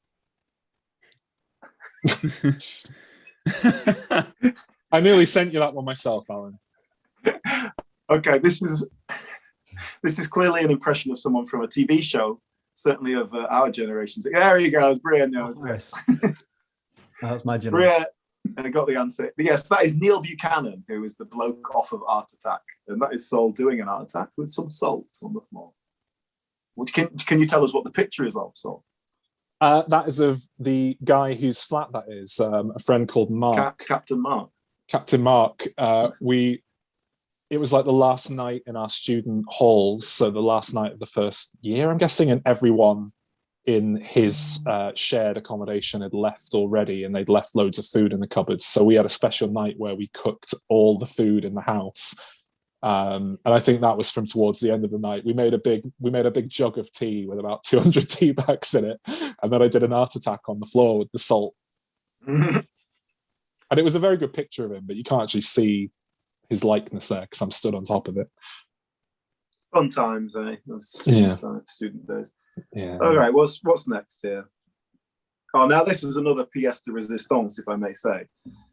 That's a great one. Yeah. Good. Barney got that. So first. for the listeners, I'm holding a plain cornetto, a blue one. No, is that? Yeah, it shouldn't be a blue one, but that's what I'm holding. Is that a blue one? Would I have bought a blue cornetto instead of a strawberry one? I think it was always I'm available. Such an error. Yeah, I've got broken chain sort of cuffs on my arms with some chains. I'm holding a PS2 controller. My face is sort of done up with all the precision of the original Dawn of the Dead, with the kind of blue-grey zombie face paint. And I am wearing a t-shirt that reads "Got Wood," made out of wooden logs, and it is covered in blood splatters. Yes, and that is, of course, from Shaun of the Dead. Ed? Is it Ed? Is that the name? Yeah, Ed.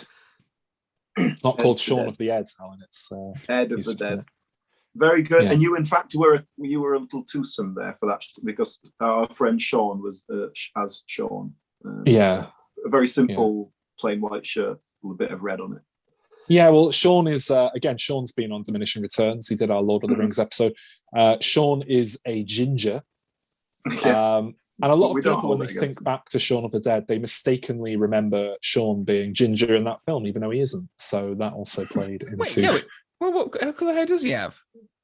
Strawberry blonde. Strawberry blonde. Oh, Is it even okay. strawberry? I think it's just kind of blonde. I think it's kind of dirty blonde. Mm. All right, let's see what else I got. I don't think there's that many more, surely. How many costumes do you have? Ah, here's a classic. How did that get in there? This is don't tax yourselves here. This is sold as a A woman. woman? I was afraid it was no more. It's just like, but this is from a film Yeah. It that we wasn't just made for as part of our fun. this Saul dressed up like this was officially part of our degree, Yeah. our BA degree. That's how stupid our course was. I think I was playing a pregnant woman as well, specifically. And I think I did it with Calvin's voice, from what I remember. Yeah. Like, I remember. oh. I believe Connor was your partner, and I was a doctor, giving you some sort of bad news. I think. No, I was Yeah. telling you you're pregnant. I see people having a raging debate about the color of Sean's hair in Shaun of the Dead in the comments. Well, it's got to get the important things right. Yeah, Let's they move are on. agreed he's blonde though.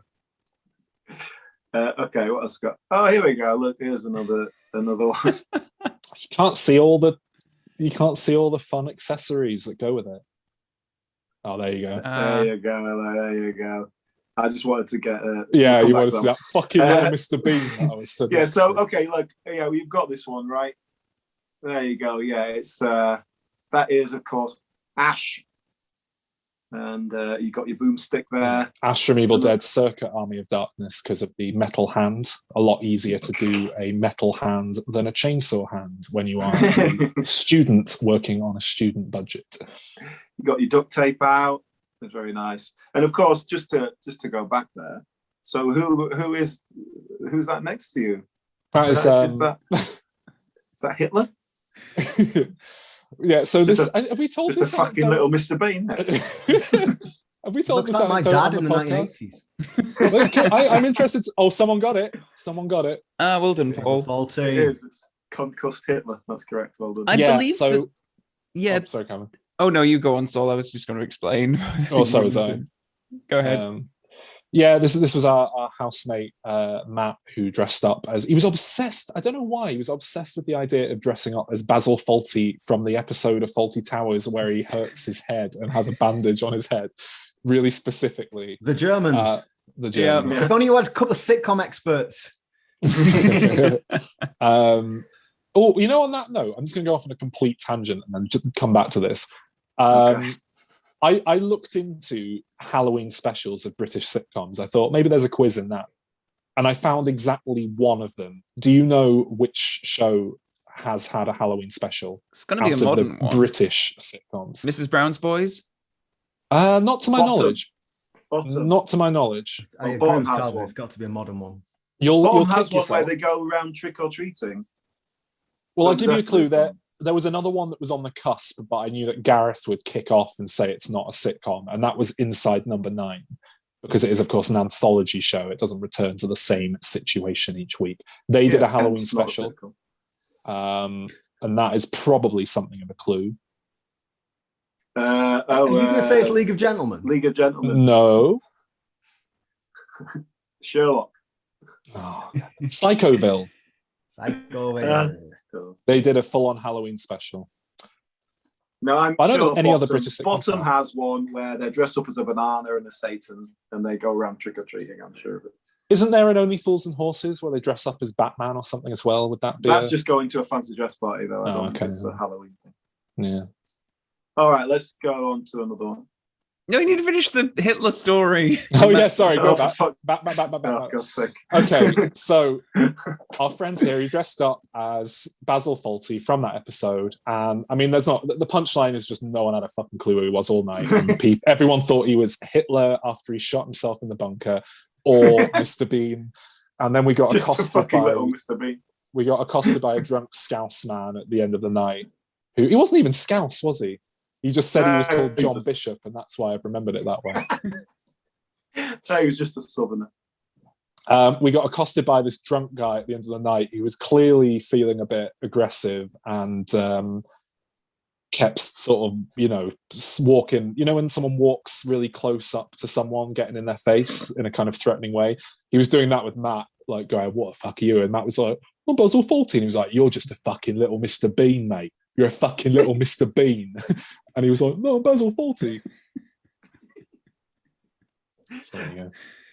All right, let's go on. Who's this then? This is technically a twofer as well. They're not a pair though; they don't go together. Yeah, well, the one on the left is my friend David, who of course, it's is dressed up as one of the members of Kraftwerk. Someone got it. Can you be more specific than Electric Six, please? The singer. So of for the listeners, I'm wearing a kind Nobody of knows his name. I'm wearing a kind of old school farmer's like suit. I've got a wine glass with what looks like it might actually be wine in it. Oh, that'll be from when I was drinking port, won't it? I went through a port phase. I've got a kind of, is that a cravat you'd call it? Like a scarf billowed out. My collar's up, my hair's gelled back. I have a pencil moustache. And you can't see it there, but I do have a light up crotch, which was a torch stuffed inside a Tupperware pot in my pants. But it didn't really show up on that picture. And yes, to everyone suggesting it is, of course, Dick Valentine from the Danger High Voltage music video. Dick Valentine on Electric Six there. And Electric Six is worth 3 points in a quiz, as we know on this show. So well done. Well done, Theo. I've got that. And so who's that to your right there? That is Kraftwerk, right? Yeah, Kraftwerk, yeah. Half of Kraftwerk. One of Kraftwerk. Quarter of Kraftwerk, isn't it? Or is it One of Electric Six. How many of them are in there? 1/6 of Electric Six. Oh, and that means that's the end of the quiz. Christina Ricci. No, there's a means bonus end of the question, quiz. Alan. There's a bonus. I thought that was Oh, just right, Saul's well. really good Christina Ricci costume. That really Well, is I tell you what, if I can stop sharing my screen, Yeah. then perhaps Oh my we'll God. get a bonus question.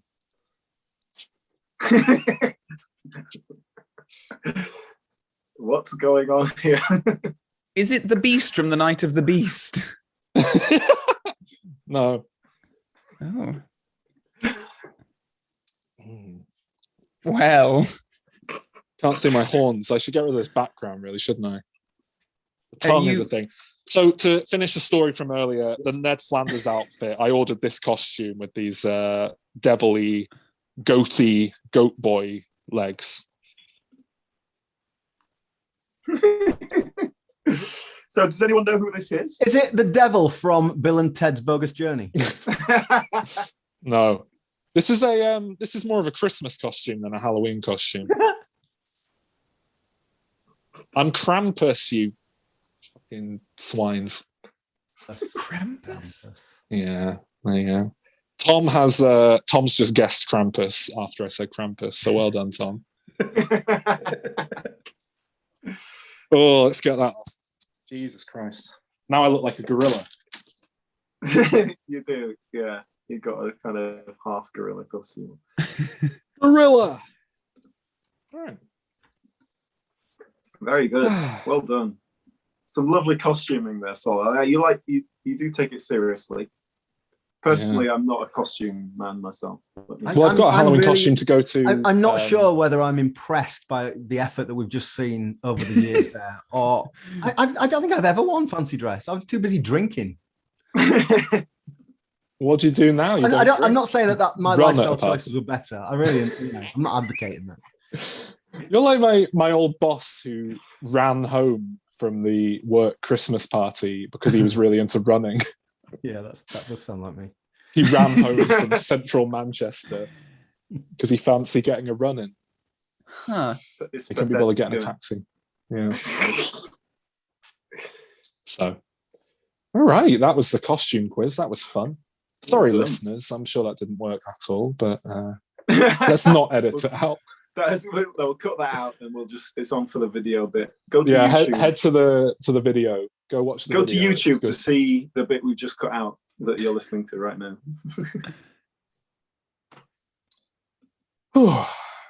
What now? Oh well, Halloween, guys. It's 3 weeks away. We all prepared. Why are we doing this so early, Sol? Is it because our busy schedule means that?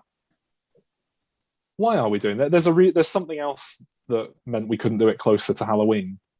Is that right? What is it? Like that. I can't remember. It's a very what episode? What episode are we doing after this one? Because that's I can't look that up if you give me a minute.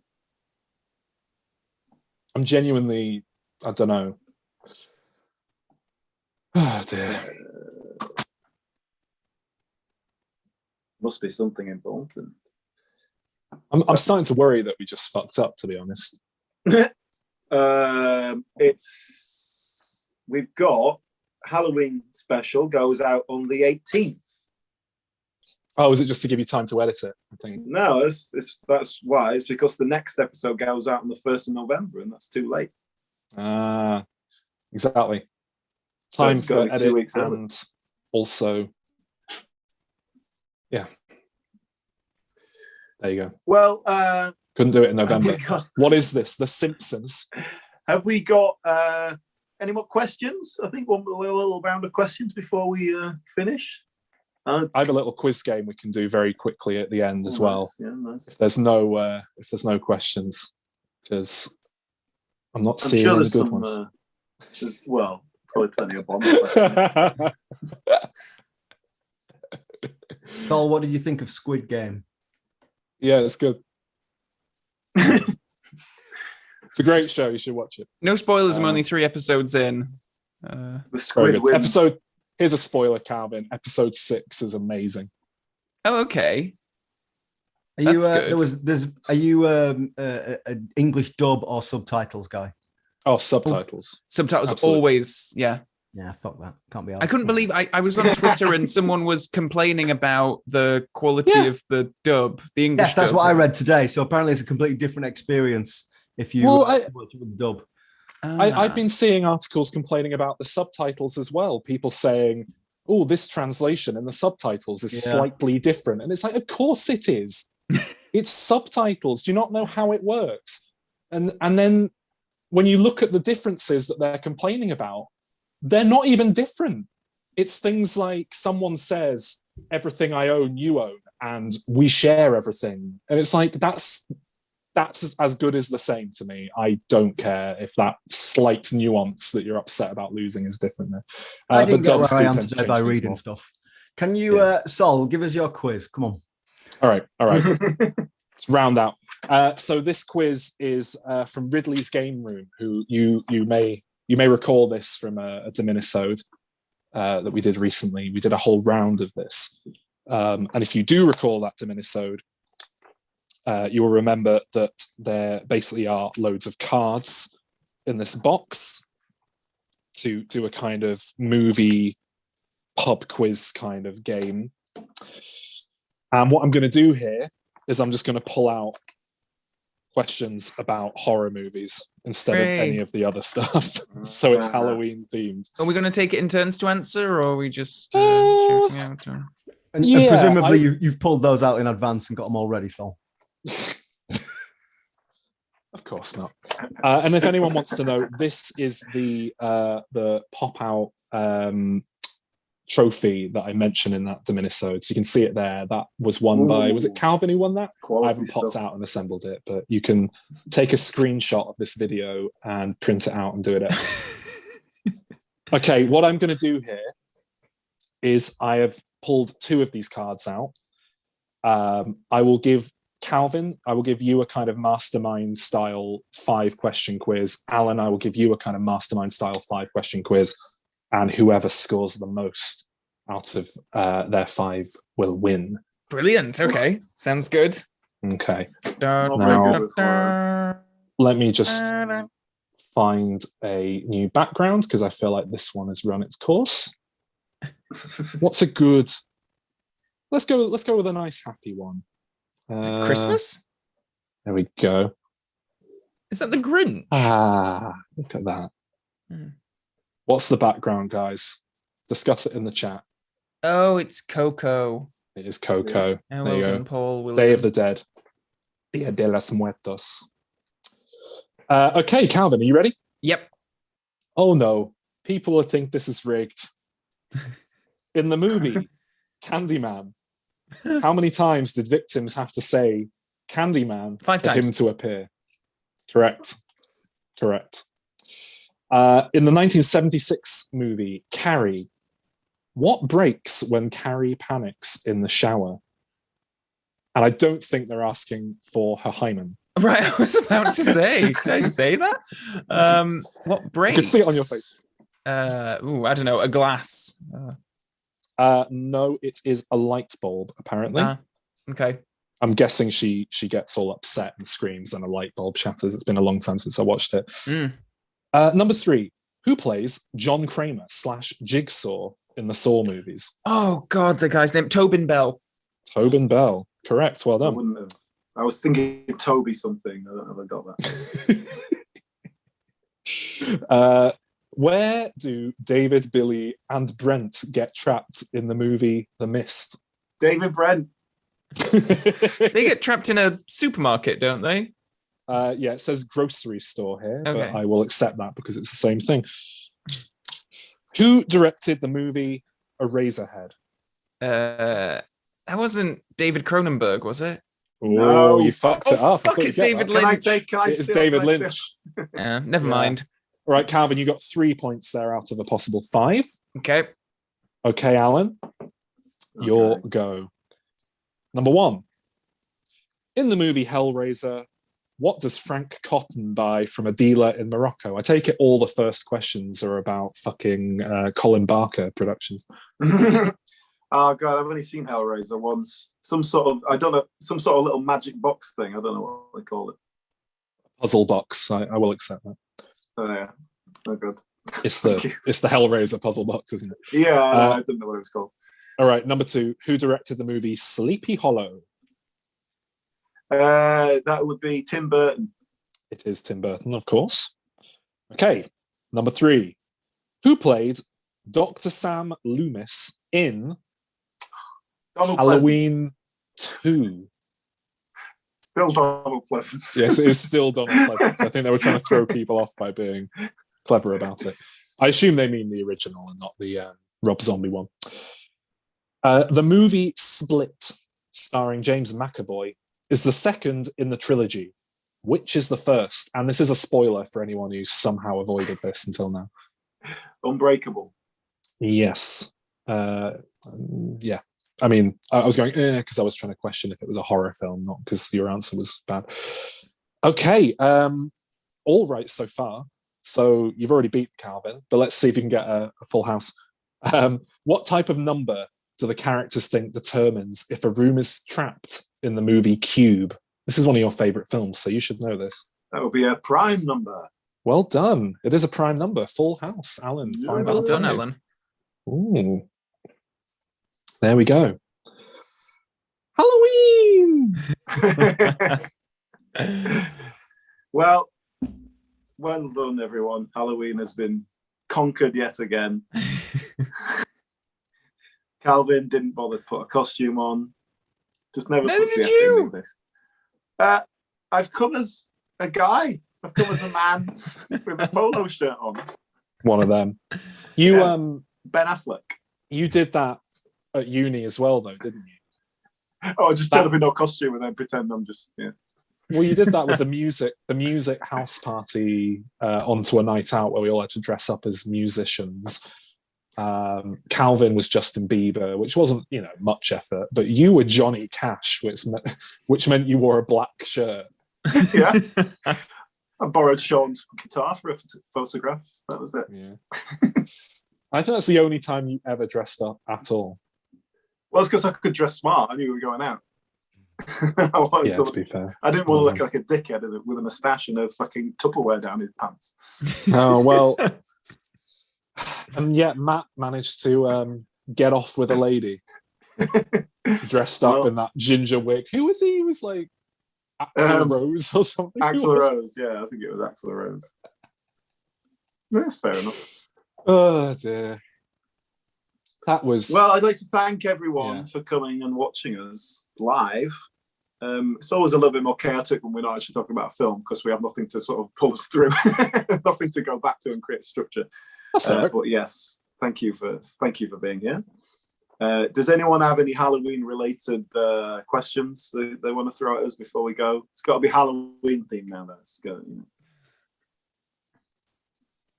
No. Oh, that's a good one. What's the point of Halloween? That's existential. Well, it's a harvest festival, isn't it? From the old days, you would Not celebrate so bringing in the harvest, and that's sort of been co-opted with ideas of banishing spirits and housewarming and remembering loved ones, and it's all just become, in crass commercialism. There we go. Yeah. It's Hallows Eve. Right, Calvin, is there anything you would like to say? Put me on the spot there. No, this is somewhat got me into the Halloween spirit now, so I don't know what Alan's doing with his Wilson picture, but no, I'm looking forward to Halloween Kills, and hopefully talking about it with you guys on the podcast, because I was left off the Halloween episode. Does that mean I have to watch another Halloween film? Yes. But you'd already done a Halloween episode, and you were on the official Halloween special that year. That was an unofficial Halloween bonus. I'm going out with one of the spookiest films ever made. My brethren, I've dressed up to join them, so I'm going to go hang out with this lot now. Nice. Okay, I was going to say they look like my friend David, who you saw earlier, dressed up as Kraftwerk, but there's no point mocking him if he's not here. So just mean. Yeah. All right. Okay. Well, happy Halloween, everyone. It's not 25 days too early.